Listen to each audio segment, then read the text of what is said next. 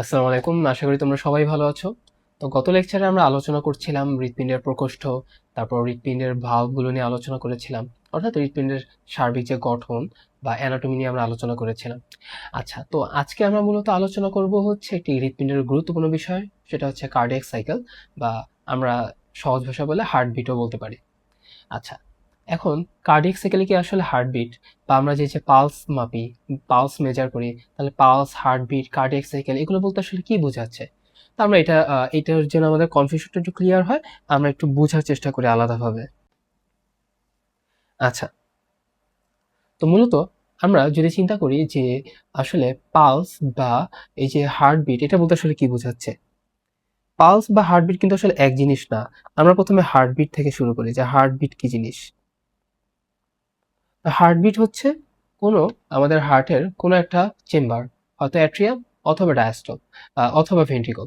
তো অ্যাট্রিয়াম বা অলিন্দ অথবা ভেন্ট্রিকল বা নিলয় এর systole and diastole, systole and diastole, হয়তো অ্যাট্রিয়ামের সিস্টল অ্যান্ড ডায়াস্টল মিলে হবে একটা হার্টবিট, অথবা আমরা বলতে পারি ভেন্ট্রিকলের একটা সিস্টল অ্যান্ড ডায়াস্টল মিলে হবে একটা হার্টবিট। আমরা এইভাবে মেজার করে থাকি হার্টবিটটা। আচ্ছা, তো হয়তো অ্যাট্রিয়াম অথবা ভেন্ট্রিকলের সিস্টল এবং ডায়াস্টল মিলে হয় একটা হার্টবিট। সিস্টল কি অ্যাট্রিয়াম বা ভেন্ট্রিকল যখন সংকুচিত অবস্থায় থাকে, ডায়াস্টল কি যখন হচ্ছে এটা প্রসারিত অবস্থায় থাকে বা রিল্যাক্সড অবস্থায় থাকে। আচ্ছা, তো এটা হচ্ছে বিষয়। এখন সাধারণত এক একটা আমরা যখন মেজার করি, আমরা যখন পালস মেজার করি, পালসের ব্যাপারটা আসলে কি আসে। পালসের বিষয়টা হচ্ছে এরকম একটা, আমরা এটার ডেফিনেশনে যাব না, আমরা যদি একটু সিম্পলি চিন্তা করি, ধরা যাক আমি আমার হাতের এখান থেকে পালস মেজার করলাম, আমরা বলতেছি এটা পালস, এবং আমরা বিট পাচ্ছি, তাই না? এবং এই বিটটা আসলে কিসের? আমাদের হার্ট আসলে কি করে, হার্টের এই যে লেফট ভেন্ট্রিকল যেটা ছিল, সেটা হচ্ছে অনেক জোরে পাম্প করে, তাই না? অনেক জোরে পাম্প করে এই যে অক্সিজেনেটেড যে ব্লাডটা ছিল, সেটা সারা বডিতে পাঠিয়ে দেয়। আচ্ছা, এই যে সারা বডিতে পাঠিয়ে দিচ্ছে পাম্প করে, তাহলে ভেন্ট্রিকুলার যখন সিস্টল হচ্ছে, তাহলে ওই যে সিস্টোলিক প্রেশার যে ওয়েভটা আছে, সেটা কিন্তু আমরা হচ্ছে আমাদের আর্টারিতে ফিল করতে পারি। সো এই জন্য হচ্ছে আমাদের মনে হচ্ছে না আমাদের হাতে ধাক্কা দিচ্ছে, তাই না? পালস আমাদের মনে হয় হাতে ধাক্কা দিচ্ছে, এই জন্য আমরা টিস টিস টিস টিস করে এরকম আমরা ফিল করতে পারি। আচ্ছা, সো একবার ধাক্কা দেয়, আবার একবার রিল্যাক্স হয়ে যায়। সো যখন এই ভেসেলের মধ্যে দিয়ে অনেক বেশি পরিমাণে ব্লাড আসে ভেন্ট্রিকুলার সিস্টলের কারণে, তখনই হচ্ছে আমরা যখন এখানে হাতটা রাখি, আমাদের এখানে হাতে আমরা প্রেসার ফিল করতে পারি। সেটাকে আমরা পালস হিসেবে বলতেছি। এবং একটু পরে কিন্তু আবার যখন ভেন্ট্রিকল যখন ডায়াস্টল হয়, অর্থাৎ ভেন্ট্রিকল যখন রিল্যাক্স হয়ে যায়, তখন কিন্তু আবার এত ভলিউমটা থাকে না, তখন হচ্ছে আবার নর্মাল হয়ে যায়, ভেসেলের উপরে তেমন একটা প্রেশার আসে না। এই জন্য আমরা একসময় আমাদের মনে হয় যেন হাতের উপরে কি জানি বা আঙুলে কি জানি বাড়ি দিচ্ছে। সো সেটা হচ্ছে সিস্টলের কারণে হচ্ছে আমরা এই বাড়িটা ফিল করতে পারি বা প্রেশার ওয়েভটা ফিল করতে পারি। আচ্ছা, তো আই থিঙ্ক এইটা মোটামুটি ক্লিয়ার। সো হার্টবিট, পালস মোটামুটি একটা হিউম্যান নর্মাল বা হেলদি হিউম্যান বডির ক্ষেত্রে একই সাথে কাজ করে বা একই হয় সাধারণত। বাট কিছু কেস আছে, কিছু ক্লিনিক্যাল সিনারিও আছে যে ক্ষেত্রে হচ্ছে হার্টবিট অনেক বেশি থাকে, হতে পারে 100 অথবা 110 বা 120, কিন্তু পালস থাকতে পারে কম, না 80 বা 90। কারণ সবগুলো হার্টবিট এত জোরে ছিল না যে আমি ওইটার প্রেশার ওয়েভটা আমি এখানে ফিল করতে পারবো, এই জন্য আমরা পালসটা এখানে অনেক সময় কম পেতে পারি। আচ্ছা, সো এত ক্লিনিক্যালি আমাদের তেমন একটা দরকার নেই, আমি জাস্ট তোমাদের সাথে একটু হার্টবিটটা একটু কোরিলেট করার ট্রাই করলাম, যে বাস্তব জীবনে বা প্র্যাকটিক্যাল লাইফে আসলে আমাদের হার্টবিটটা আসলে আমরা কিভাবে চিন্তা করতে পারি খুব সহজভাবে। আচ্ছা, তো এখন তাহলে আমরা একটু চিন্তা করি, তাহলে কার্ডিয়াক সাইকেল জিনিসটা কি। কার্ডিয়াক সাইকেল, তো কার্ডিয়াক সাইকেলটা আসলে মেজার করা হয় যে আসলে 60 মানে 60 সেকেন্ডে বা 1 মিনিটে আসলে আমাদের কয়টা হার্টবিট হচ্ছে। তাহলে 1 মিনিটে, অর্থাৎ 60 সেকেন্ডে কতটি হার্টবিট হচ্ছে, এটা নিয়ে হচ্ছে কার্ডিয়াক সাইকেল। আচ্ছা, সো হার্টবিট আমরা এইভাবে, কার্ডিয়াক সাইকেল বা হার্টবিট আমরা এইভাবে করতে পারি, আমরা এইভাবে হিসাব করতে পারি কার্ডিয়াক সাইকেলটা, যে ধরা যাক কারো ক্ষেত্রে 60 সেকেন্ড বা 75টা, কারো ক্ষেত্রে 75টা হার্টবিট হতে সময় লাগছে, সময় লেগেছে 60 সেকেন্ড। তাহলে তার একটা হার্টবিট, অর্থাৎ একটা সিস্টল ডায়াস্টল হতে, একটা হার্টবিট হতে কত সময় লেগেছে? তাহলে 60/75 সেকেন্ড, অর্থাৎ 0.8 সেকেন্ড, 0.8 সেকেন্ড। এটি বইতে এই ম্যাথটা দেওয়া আছে। আচ্ছা, সো তাহলে একটা হার্টবিট হতে যে কত সময় লাগতেছে অর্থাৎ 0.8 সেকেন্ড সময় লাগছে, এইটাকে আমরা আবার কার্ডিয়াক সাইকেল বলতে পারি। তাহলে একটা হার্টবিট হইতে আমাদের যত সময় লাগে সেটাকে আমরা কার্ডিয়াক সাইকেল বলতে পারি। আচ্ছা, তো আমরা একটু এখানে আসি হার্টবিটের ক্ষেত্রে। এই যে হৃৎপিণ্ড, এই যে একবার সংকোচন এবং একবার প্রসারণ মিলে তৈরি হয় একটা হার্টবিট। এই প্রতি মিনিটে গড়ে যেই কটা হার্টবিট হয় সেটাকে আমরা কার্ডিয়াক সাইকেল বলতেছি। আবার আমরা এইভাবে ম্যাথমেটিক্যালি আমরা এইভাবে ক্যালকুলেশন করে থাকি যে একটা হার্টবিট হতে আমাদের টোটাল কত সময় লাগতেছে, এইটা আমরা বের করতে পারি, অর্থাৎ 0.8 সেকেন্ড। এই 0.8 সেকেন্ডের মধ্যে দেখা যায় অ্যাট্রিয়ামের সিস্টোল হতে সময় লাগে 0.7 সেকেন্ড, এবং অ্যাট্রিয়ামের সিস্টোল হতে লাগে 0.1 সেকেন্ড, আর ডায়াস্টল হতে লাগে অ্যাট্রিয়ামের ক্ষেত্রে 0.7 সেকেন্ড। এটা হচ্ছে অ্যাট্রিয়াম বা অলিনদের ক্ষেত্রে। আবার ভেন্ট্রিকল বা নিলয়ের ক্ষেত্রে এই 0.8 সেকেন্ডের মধ্যে সিস্টোল হতে সময় লাগে 0.3 সেকেন্ড, আর ডায়াস্টল হতে সময় লাগে 0.5 সেকেন্ড।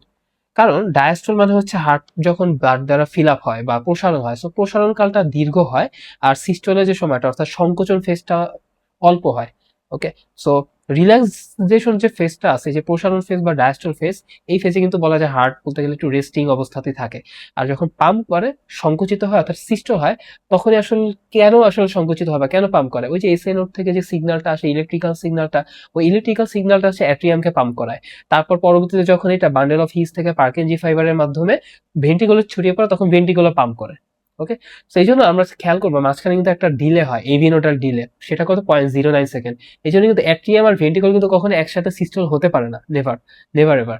সো অ্যাট্রিয়াম অ্যান্ড অ্যাট্রিয়ামের যখন সিস্টল হবে তখন দেখা যায় ভেন্ট্রিকল হয়তো আমরা ডায়াস্টল পাবো, কিন্তু অ্যাট্রিয়াম আর ভেন্ট্রিকল কখনো একসাথে সিস্টল হবে না, কারণ এখানে একটা ডিলে কাজ করে এবং হার্টটা এক সময় রেস্ট নেয়, কখনো অ্যাট্রিয়াম সিস্টল করে, কখনো আবার ভেন্ট্রিকল সিস্টল করে, হার্ট পুরোটা কখনো একসাথে সিস্টল করে না। আচ্ছা, তো আমরা যে কোনো অ্যানিমেশন দেখতে পারি, চাইলে আমরা ওয়েবসাইট বা বিভিন্ন জায়গা থেকে আমরা অ্যানিমেশন দিয়ে আরো সহজে আমরা চাইলে যদি কারো ডাউট থাকে তাহলে তোমরা একটু দেখে নিতে পারো। সো এই হচ্ছে মূলত বিষয়। এখন পরীক্ষায় তাহলে আমরা কিভাবে অ্যান্সার করব, হার্টবিট রিলেটেড যদি প্রশ্ন এসে থাকে তাহলে পরীক্ষায় আমরা আসলে কি লিখব।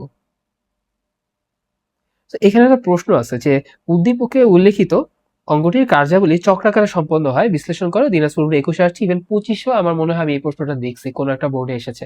আচ্ছা, তো হার্টবিট রিলেটেড বা কার্ডিয়াক সাইকেল রিলেটেড প্রশ্ন আসতেই পারে, এবং এই জিনিসটা কিন্তু আসলে মোটামুটি ভালোই আসলে জটিল আছে। আমাদের এমবিবিএস লেভেলে এটা লাগে, এবং এটার জন্য একটা জটিল ফিগারও আছে। তো আমরা অত জটিলের দিকে যাব না, আমরা একটু সিম্পলি চিন্তা করবো। আমাদের এখানে অনেকটা বলতে গেলে ফিজিক্সের লই কাজ করে। সো আমরা একটু সিম্পলি চিন্তা করি যে অ্যাট্রিয়াম ডায়াস্টল, টোটাল আমাদের এখানে 4টা ঘটনা, আমরা আলাদা আলাদা করেই বলবো। অ্যাট্রিয়াম ডায়াস্টল যেটা হতে কত সময় লাগে, 0.7 সেকেন্ড সময় লাগে যদি কারো হার্টবিট মিনিটে বা 75 বিটস পার মিনিট হয়। সেই ক্ষেত্রে হচ্ছে আমরা কার্ডিয়াক সাইকেলটা আমরা 0.8 সেকেন্ড ধরে আমরা 0.7 সেকেন্ড আমরা অ্যাট্রিয়াম ডায়াস্টলে পাই। আচ্ছা, অ্যাট্রিয়াম ডায়াস্টল আসলে কি হচ্ছে, অ্যাট্রিয়াম ডায়াস্টলের ক্ষেত্রে যেটা হবে, আমরা যদি এটা হার্ট চিন্তা করি, এই হার্টের ক্ষেত্রে যখন ডায়াস্টল হবে তার মানে superior vena CAVA, inferior vena CAVA, এই প্রত্যেক ফুল বডি থেকে হচ্ছে রক্ত এসে অ্যাট্রিয়ামটা আস্তে আস্তে ফিল আপ করার চেষ্টা করবে। তাহলে আমাদের এখানে যে ভালভটা আছে অর্থাৎ ট্রাইকাস্পিড ভালভ, এটা কি বন্ধ থাকবে না খোলা থাকবে? ভালভ যদি খোলা থাকতো তাহলে তো লিক হয়ে যাবে। সো অ্যাট্রিয়াম যখন ডায়াস্টল হবে তখন অবশ্যই ট্রাইকাস্পিড যে ভালভটা আছে, ট্রাইকাস্পিড ভালভ, এটা ক্লোজ থাকতে হবে। তাহলে এখানে কি হবে, ট্রাইকাস্পিড ভালভ ক্লোজ থাকবে। তাহলে আমরা এই কথাটাই বলবো। আর অ্যাট্রিয়াম ডায়াস্টলে কি হলো, আরেকটা জিনিস আমরা বলতে পারি, ডায়াস্টল। ডায়াস্টল মানে কি হয়, তাহলে সম্প্রসারণ হয়, ভলিউম বাড়ে। ভলিউম যখন বাড়ে তখন অটোমেটিক কি হয়, প্রেসার ফল করে, তাই না? প্রেসার ফল করে। তো এই ফিজিক্সের লটাকে কাজে লাগিয়ে হাই প্রেসার থেকে লো প্রেসারের দিকে যে যায়, এই ফিজিক্সের লটাকে কাজে লাগিয়ে কিন্তু হার্ট হচ্ছে এইভাবে পাম্প করতে পারতেছে, বা হার্ট হচ্ছে যে ফিল আপ হচ্ছে ডায়াস্টলের সময়, এইভাবে হচ্ছে হার্ট ফিল আপ হয়। কারণ হার্টে অ্যাট্রিয়াম যখন প্রসারিত অবস্থা থাকে, এই যে দুই অ্যাট্রিয়ামের ক্ষেত্রে আমরা বলতে পারি, অ্যাট্রিয়াম যখন প্রসারিত অবস্থা থাকে তখন প্রেসার খুব কম থাকে, ভলিউম বৃদ্ধি পায়, প্রেসার ফল করে। এই জন্য তখন কি হয়, একদিকে যেমন লাংস থেকে হচ্ছে অক্সিজেনজনিত রক্ত এই লেফট অ্যাট্রিয়ামে চলে আসে, একইভাবে বডি থেকে অক্সিজেনজনিত রক্ত এরকম রাইট অ্যাট্রিয়ামে চলে আসে। ওকে, সো তখন আমরা এই কথাটা বলবো যে অক্সিজেনযুক্ত রক্ত হচ্ছে লেফট অ্যাট্রিয়ামে আসলো লাংস থেকে, আর কার্বন ডাইঅক্সাইড যুক্ত রক্ত সুপির ভেনা কাভ, ইনফিরিয়র ভেনা কাভার মাধ্যমে রাইট অ্যাট্রিয়ামে আসলো বা ডান অলিন্দে আসলো। জাস্ট এই ঘটনাটা বললেই হবে, আর তেমন কিছু বলতে হবে না। আচ্ছা, এলো। এরপর আমরা অ্যাট্রিয়ামের সিস্টোলটা দেখি। তো অ্যাট্রিয়াম এখন পূর্ণ ফিল আপ হয়ে গেছে, প্রেশার অনেক বিল্ড আপ করছে, এখন ভালভটার কোনোভাবেই আটকে রাখা সম্ভব হচ্ছে না। এবং আরো যেটা দেখা যাচ্ছে, এসএ নোডও হচ্ছে চাপ দিছে, সিগন্যাল পাঠাইছে। এসএ নোড যখন সিগন্যাল পাঠাবে তখন হচ্ছে অ্যাট্রিয়ামের সিস্টল শুরু হয়ে যায়। আচ্ছা, তো অ্যাট্রিয়ামে যখন সিস্টল শুরু হয়ে যাবে তার মানে কি চাপ দিবে, চাপ দিলে তখনই সবার প্রথমে যেটা হয় যে ট্রাইকাসপিড ভালভটা খুলে যায়। তাহলে ট্রাইকাসপিড ভালভ এখন আর ক্লোজ থাকবে না, এখন ওপেন হয়ে যাবে। এবং এটা তো হচ্ছে রাইট অ্যাট্রিয়ামের ক্ষেত্রে। যদি আমরা লেফট অ্যাট্রিয়ামের ক্ষেত্রে বলি তাহলে ওইটা কি হবে, বাইকাস্পিড ভালভ খুলে যাবে, বাইকাস্পিড ভালভ ওপেন হয়ে যায়। তার মানে রাইট অ্যাট্রিয়াম লেফট অ্যাট্রিয়াম উভয়ই একসাথে, অলমোস্ট একসাথে। আগে তো রাইট অ্যাট্রিয়ামের সিগন্যালটা আসে এসএ নোড থেকে, তারপর ওটা এভি নোডে লেফট অ্যাট্রিয়ামে চলে যায়। তো মূলত হচ্ছে অ্যাট্রিয়াম দুইটা বা অলিন্দ দুইটা একসাথেই সংকুচিত হয় বা একসাথেই সিস্টল হয় প্রায় একই সময়, এবং তখন দুইটা ভালভই খুলে খুলে যাবে। মূল কথা হচ্ছে ভালভ খুলে যাবে। ভালভ খোলার পর তখন পরবর্তী ধাপে কি হবে, অ্যাট্রিয়ামটা অ্যাট্রিয়াম থেকে রক্তগুলো ভেন্ট্রিকলে চলে আসবে। তাহলে এই যে এতক্ষণ ধরে অ্যাট্রিয়াম গুলা রক্তগুলা যে ফিল আপ করলো বা রক্তগুলা নিয়ে আসলো, এই রক্তগুলো পরবর্তীতে ভেন্ট্রিকলে চলে যাবে। তাহলে পরবর্তীতে কি হবে, রক্ত ভেন্ট্রিকলে চলে যায়। কার্বনডাইঅক্সাইড যুক্ত রক্ত ডান অলিন্দ থেকে ডান নিলয়, এবং অক্সিজেনেটেড রক্ত বাম অলিন্দ থেকে বাম নিলয় চলে যায়। আচ্ছা, সো অ্যাট্রিয়াম সিস্টলে আমরা এইটুকুই বলতে পারি, আর কিছু বলার নাই, আমরা আর কিছু বলবো না এখানে। এবার আমরা একটু ভেন্ট্রিকলের ক্ষেত্রে দেখি। এর কিছুক্ষণ পরই ভেন্ট্রিকল সিস্টল শুরু হয়। আচ্ছা, তো এই যে অ্যাট্রিয়াম থেকে রক্তগুলো এসে ভেন্ট্রিকলকে পূর্ণ করে দিল, এই যে অ্যাট্রিয়াম থেকে এসে ভেন্ট্রিকল দুটো গুলোকে যে পূর্ণ করে দিল, তাহলে ভেন্ট্রিকলটা এখন কি হবে, ভেন্ট্রিকলটা তো এক পর্যায়ে ফিল আপ হয়ে যাবে, তাহলে ভেন্ট্রিকলটা খালি করতে হবে। খালি করা মানে কি, রাইট ভেন্ট্রিকল, এই যে রাইট ভেন্ট্রিকল যেটা আছে এইখান থেকে হচ্ছে লাংসে যাবে, আর এই যে লেফট ভেন্ট্রিকল এখান থেকে পাম্প করে দিলে বডিতে চলে যাবে অক্সিজেন যুক্ত রক্তগুলো। আচ্ছা, তাহলে ভেন্ট্রিকল সিস্টলের ক্ষেত্রে আমরা প্রথমে কি বলবো, এক তো হচ্ছে বাল্বের ব্যাপারে যদি আমরা বলি, যেহেতু ভেন্ট্রিকল সিস্টল হবে, তাহলে আমাদের এখানে কোন কোন ভালভ পড়বে, লাংসে পাঠাইতে হলে আমরা পাই হচ্ছে এখানে পালমোনারি ভালভ। আর তাহলে পালমোনারি ভালভ আর লেফট ভেন্ট্রিকল থেকে যখন বডিতে পাঠাবে তখন হচ্ছে আমরা পাই অ্যাওর্টিক ভালভ। তো এই পালমোনারি ভালভ আর হচ্ছে এই যে অ্যাওর্টিক ভালভ, এই অ্যাওর্টিক ভালভ গুলো কি হবে, খুলে যাবে, ওপেন হবে। কারণ যেই পথ দিয়ে যাবে ওই পথ তো খুলতে হবে, ওই পথের দরজা তো খুলতে হবে। আচ্ছা, আরেকটা জিনিস হয়, সেটা হচ্ছে তাহলে বাইকাস্পিড আর ট্রাইকাস্পিড ভালভের কি খবর। বাইকাস্পিড আর এই যে ট্রাইকাস্পিড আর এই যে বাইকাস্পিড, এই দুইটা ভালভ তখন কি অবস্থা থাকবে, বন্ধ না খোলা থাকবে। তো চিন্তা করো, এইখানে ভেন্ট্রিকল যখন চাপ দিবে সামনের দিকে, তখন এই চাপটা জেনারেট যে হবে, এই জন্য আমাদের কি করতে হয়, এই ভালভগুলো আমাদের ক্লোজ থাকতে হয়, এই ভালভগুলো ক্লোজ থাকতে হয়। তাছাড়া এই ভালভ যদি ওপেন থাকে তাহলে তো এটা পিছনের দিকে চলে আসবে। আর তাছাড়া ভেন্ট্রিকল তো পূর্ণ অবস্থায় আছে, ধরা যাক ভেন্ট্রিকল পূর্ণ অবস্থায় আছে, তো রক্ত দ্বারা পূর্ণ। অ্যান্ড এইটা কিন্তু ভেন্ট্রিকল যে রক্তগুলো আছে সেটা কিন্তু যখন ব্যাকওয়ার্ড দিকে প্রেসার দিবে তখন কিন্তু অলরেডি ভালভটা কিন্তু এইভাবে করে ক্লোজ হয়ে থাকবে, বাইকাস্পিড এন্ড ট্রাইকাস্পিড ভালভটা। সো আমরা মেকানিজম দিয়ে চিন্তা করতে পারি, মেকানিক্স দিয়ে, সিম্পল ফিজিক্সের মেকানিক্স থেকে এইখান থেকে যদি কোনো কিছু প্রেসার দেয় তাহলে তো এরকম হয়ে যাবে। সো ভালভটা কিন্তু আর খোলা থাকে না, এইভাবে পরবর্তীতে ক্লোজ হয়ে যায়। সো ভেন্ট্রিকল যখন সংকোচন হয় বা সিস্টল হয় তখন বাইকাস্পিড আর ট্রাইকাস্পিড ভালভ এই দুইটাই হচ্ছে তখন ক্লোজ থাকবে। শুধুমাত্র অ্যাওর্টিক আর সেমিলুনার অ্যাওর্টিক আর পালমোনারি ভালভ দুটো ওপেন হবে, কারণ ওই গেট দিয়ে হচ্ছে রক্তগুলো পাঠিয়ে দিবে। আচ্ছা, সো ভালভের ক্ষেত্রে আমরা বলবো bicuspid and tricuspid valve close থাকে। আর কি হয়, রক্ত কোথায় পাঠায়, রক্ত হচ্ছে রাইট ভেন্ট্রিকল অর্থাৎ ডান নিলয় থেকে লাংসে যাবে কার্বন যুক্ত রক্ত, আর লেফট ভেন্ট্রিকল অর্থাৎ বাম নিলয় থেকে হচ্ছে বডিতে যাবে। ওকে, এই তো। এন্ড এটা হতে কত সময় লাগবে, 0.3 সেকেন্ড। আচ্ছা, তো এরপর আসি ভেন্ট্রিকলের ডায়াস্টল। ভেন্ট্রিকল এর ডায়াস্টল, ভেন্ট্রিকলের ডায়াস্টল বা প্রসারণ বলতে কি বোঝাচ্ছে, যে ভেন্ট্রিকলটা এই সময় আস্তে আস্তে ফিল আপ হবে, ভেন্ট্রিকলের ক্ষেত্রে আস্তে আস্তে এখানে কি হবে, ভেন্ট্রিকলটা প্রসারিত হতে থাকবে। তাহলে কি হবে, ভেন্ট্রিকলের ভলিউম বৃদ্ধি পাবে। ভেন্ট্রিকল যদি ভলিউম বৃদ্ধি পায় তাহলে আস্তে আস্তে তখন কি হবে, প্রেসার ফল করতে থাকবে, প্রেসার ফল করবে, প্রেসার ফল করবে। আচ্ছা, তো ভেন্ট্রিকল ডায়াস্টলের ক্ষেত্রে ভলিউম বৃদ্ধি পাচ্ছে, ভলিউম মানে হচ্ছে আস্তে আস্তে যেহেতু প্রসারিত হচ্ছে তাহলে সেক্ষেত্রে প্রেসার ফল করে। অ্যান্ড একটা পর্যায়ে কি হবে, একটা পর্যায়ে অ্যাট্রিয়াম যখন খুলবে বা অ্যাট্রিয়ামের যখন সিস্টল হবে অ্যাট্রিয়ামের যখন সিস্টল হবে, তখন ব্লাড ভেন্ট্রিকলে চলে আসবে। আচ্ছা, এই হচ্ছে বিষয়। ভেন্ট্রিকল ডায়াস্টলের সময় এটাকে আমরা শেষের দিকে বলতে পারি যে এট্রিয়াম থেকে যখন ব্লাডটা, সেটাকে আমরা এন্ড ডায়াস্টলিক ফিলিংও বলি। এটা মেডিকেল টার্ম, তোমাদের দরকার নেই, তোমরা জাস্ট এইটুকু মনে রাখো যে এই সময় ভলিউম আস্তে আস্তে বৃদ্ধি পেতে থাকে, প্রেশার ফল করতে থাকে। যে কোনো সময় ডায়াস্টল যখন হয়, প্রসারিত যখন হয়, প্রেশার ফল করে, সেটা এট্রিয়াম হোক ভেন্ট্রিকল হোক। আচ্ছা, তো তারপর হচ্ছে ব্লাড গুলো চলে আসে, ব্লাড পূর্ণ হয়, রক্ত দ্বারা পূর্ণ হলো, এইটুকুই মূলত কাজ। এখন এই সময় ভালভের কি পরিবর্তন হয়, এই সময় কোন ভালভ কি অবস্থা থাকবে?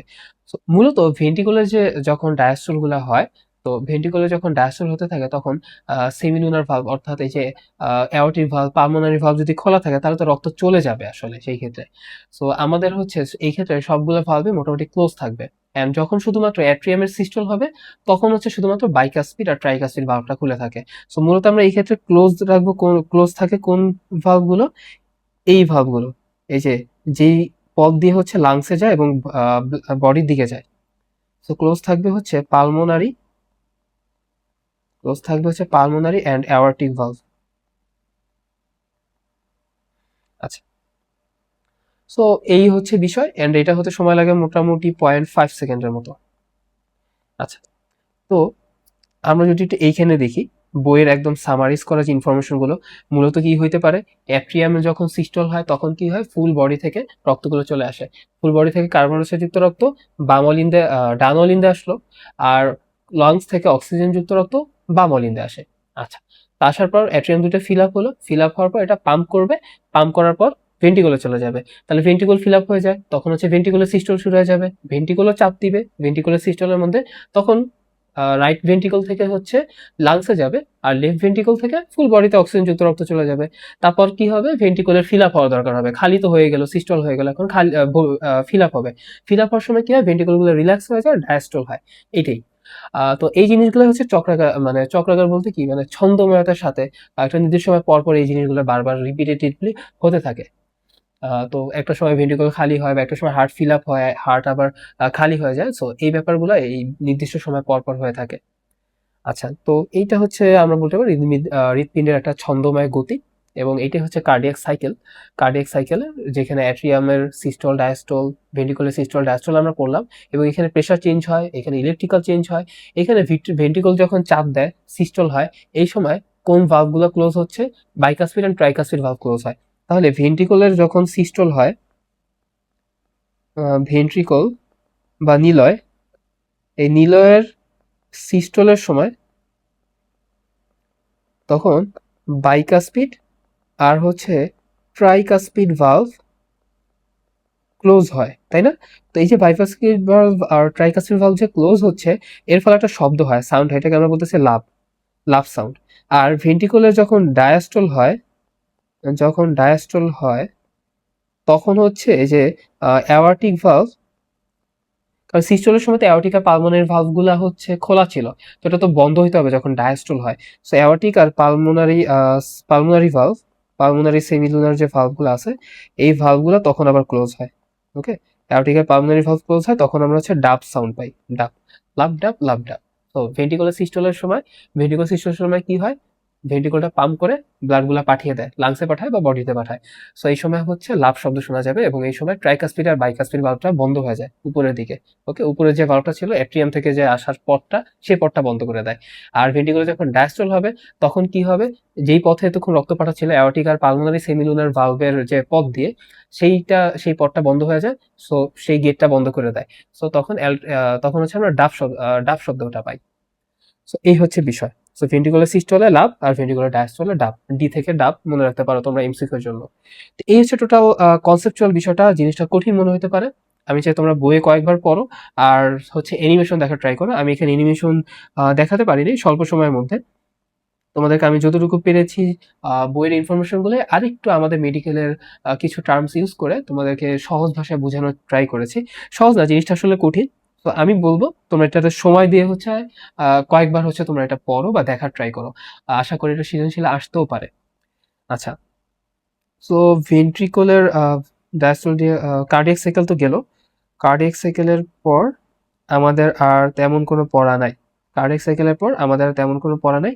আমাদের এরপরের যে টপিক সেগুলো হচ্ছে হৃৎপিণ্ডের যে রোগ এবং হচ্ছে এর প্রতিকারে আসলে কি করা যায়। তা আমরা পরবর্তী লেকচারে আমরা এটা নিয়ে আলোচনা করব। কার্ডিয়াক সাইকেলটি একটু কঠিন বা জটিল দেখে আমরা এটার জন্য একটা আলাদা লেকচার তৈরি করেছি। তো আশা করি তোমাদের জন্য এই লেকচারটা খুবই কাজে লাগবে এবং তোমরা চাইলে আমাদের সাথে টেলিগ্রামে যুক্ত থাকতে পারো। আমাদের ওয়েবসাইটে হচ্ছে এক্সাম দিতে পারো, ফ্রি এক্সাম আছে, এক্সাম ব্যাচ আছে, প্রত্যেকটা চ্যাপ্টারের উপর বইয়ের প্রতিটি লাইনের উপর এক্সাম আছে, অনুশীলনী ভিত্তিক এক্সাম আছে, কুইজ আছে এবং কোশ্চেন ব্যাংক, প্রিভিয়াস যে কোশ্চেন ব্যাংক মেডিকেল ডেন্টাল এই কোশ্চেন ব্যাংকের ভিত্তিতেও হচ্ছে পরীক্ষার প্রশ্ন আছে প্রতিটি চ্যাপ্টারের উপর। সো আশা করি তোমাদের জন্য খুবই উপকারী হবে, কারণ তোমরা যত বেশি প্রশ্ন সলভ করবে তত বেশি কিন্তু হচ্ছে তোমাদের কনসেপ্ট ক্লিয়ার হবে কিনা, মানে তোমাদের কনসেপ্ট ক্লিয়ার কিনা এটা তোমরা ভালোভাবে বুঝতে পারবে যে হ্যাঁ আমার কনসেপ্টটা ক্লিয়ার আছে। ওকে, সো আমি বলবো তোমরা বেশি বেশি কোশ্চেন সলভ করার ট্রাই করো। তো ফি আমানিল্লাহ, আল্লাহ হাফেজ।